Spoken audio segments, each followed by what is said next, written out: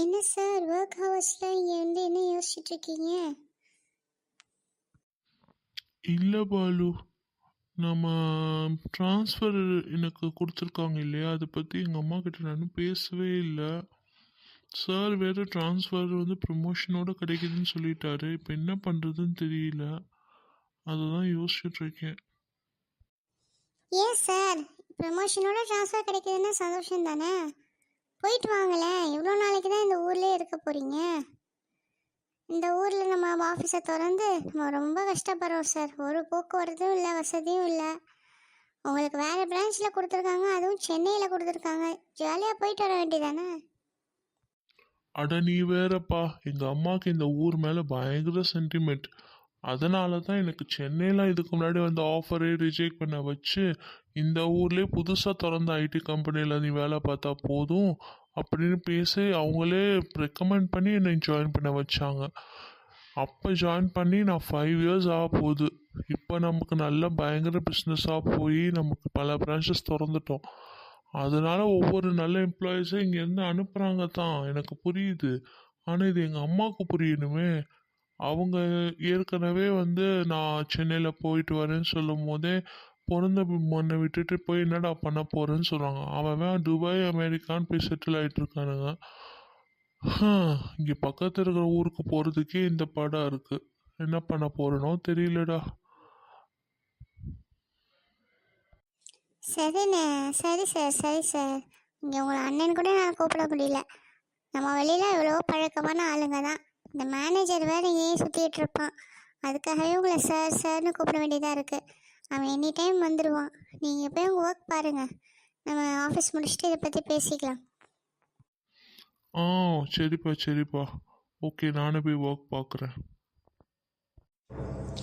ஹே ராஜேஷ், இங்கே என்ன தனியாக பண்ணிட்டு இருக்கீங்க? ஒன்றும் இல்லை விமலா, எனக்கு கொஞ்சம் ஒர்க் இருக்குது, நான் அப்புறம் பேசுகிறேன். இந்த ஊர் பிரச்சனையால் இந்த கம்பெனியில் ஒர்க் பண்ணுறதுக்கு கூட இப்படி பேசாமல் இருக்காங்க எல்லாரும். நான் வேறு ஊருக்காரியாக இருக்கலாம், ஆனால் ஒரே கம்பெனியில் தானே ஒர்க் பண்ணுறோம். இந்த ராஜேஷ் ஏன் அப்படி பண்ணுறான்? ச்சே, எப்போதான் இந்த பகலாம் தீருமோ? இந்த ஐடி கம்பெனியில் தான் என்னால் வேலை பார்க்க முடியும்னு வந்திருக்கேன். இவன் எப்படி மூஞ்சி காட்டுறானே, ஒன்றும் சொல்கிறதுக்கு இல்லை. எங்கள் ஊர்லேயும் நான் இருந்திருக்கணும். இங்கே வரைக்கும் வந்து நான் ஒர்க் பண்ணேன்னு.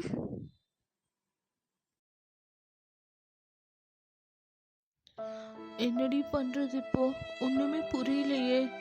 இவ்வளோ நேரம் ஆச்சு, இந்த பஸ்ஸை காணோமேடி. எங்கள் அம்மா வேற என்னை தெருவா தேடிட்டு இருக்குதுன்னு அந்த குட்டையும் சொல்லிட்டு போயிட்டான். அவன் சொன்னதுலேருந்தே என் மனசு ஒரு நிலையில் இல்லடி. ஏதாவது ப்ராப்ளம் ஆயிடுச்சுன்னா என்னடி பண்ணுறது? ஏய், இப்போ எதுக்கு கவலைப்படுற? மைனா, நீ ரொம்ப ஓவராக ரியாக்ட் பண்ணாத. நம்ம என்ன தப்பாக பண்ணிட்டு வந்தோம்? நம்ம ஃப்ரெண்டை பார்க்க போனோம். இதில் என்ன பெரிய விஷயமாயிடுச்சு? இவங்க 2 பேரும் பகையாக இருந்தால் நம்ம என்ன பண்ணுறது? சொல்ல போனோன்னா அந்த ஊருக்காரங்க கூட நம்ம மேலே அவ்வளோ பகையாக இல்லை. இவங்க தான் ஓவராக பண்ணிகிட்டு இருக்காங்க. அவங்க கூட நம்மக்கிட்ட பேச வராங்க, ஆனால் நம்ம தான் அவங்கள ரொம்ப பண்ணுறோம். ஒரு சாதாரண இடத்தகராறு, இதுக்கு போய் இவ்வளோ பேச்சா? இதெல்லாம் கொஞ்சம் கூட சரியில்லைடி.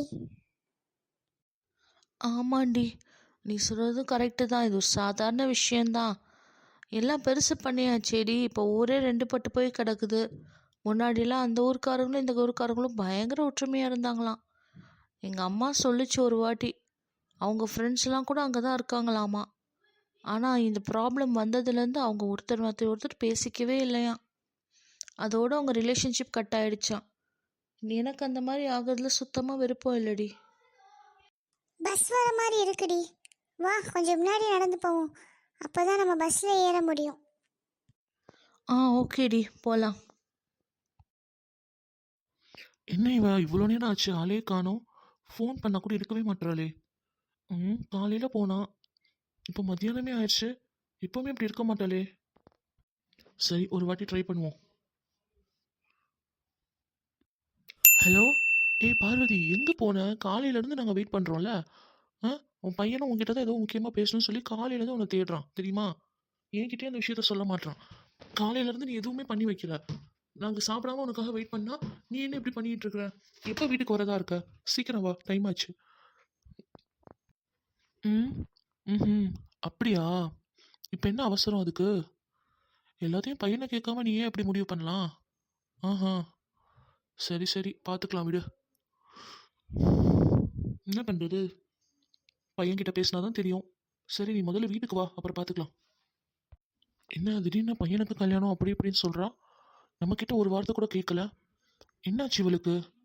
காலையில் ஏதோ ஃப்ரெண்டை பார்க்க போறேன்னு தானே கிளம்பி போனா. இப்போ ஏன் இந்த மாதிரி பேசிகிட்டு இருக்கா? ஒன்றும் புரியலையே எனக்கு.